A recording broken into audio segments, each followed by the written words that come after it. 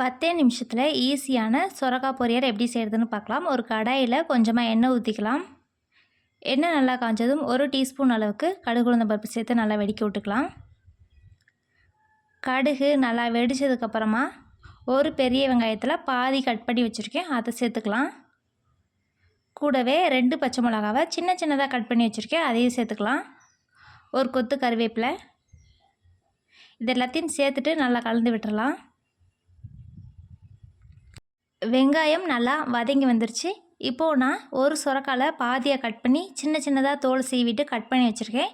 இப்போது அந்த சொரக்காவை நம்ம சேர்த்துக்கலாம். கூடவே 2 டேபிள் ஸ்பூன் அளவுக்கு பாசிப்பருப்பை நான் 1/4 மணி நேரமாக ஊற வச்சு வச்சுருந்தேன், அந்த பாசிப்பருப்பையும் சேர்த்துக்கலாம். சேர்த்துட்டு நல்லா கலந்து விட்டுறலாம்.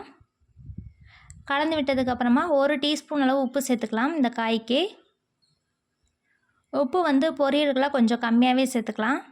கூடவே ஒரு 1/4 டம்ளர் அளவுக்கு தண்ணி, இந்த பாசிப்பருப்பு சொரக்காய் எல்லாம் வெந்து வர்றதுக்காக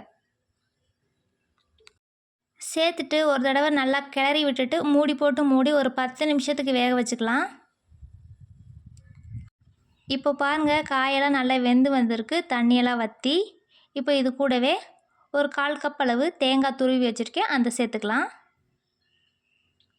சேர்த்துட்டு கிளறி விட்டுருங்க. இப்போது ஸ்டவ் ஆஃப் பண்ணிக்கலாம். அவ்வளோதான், நம்மளோட சூப்பரான சுவையான சுரைக்காய் பொரியல் தயாராகிருச்சு. கண்டிப்பாக ட்ரை பண்ணுங்கள், ரொம்ப நல்லாயிருக்கும். இந்த வீடியோ பிடிச்சிருந்தா லைக், ஷேர், சப்ஸ்கிரைப் பண்ணிக்கோங்க.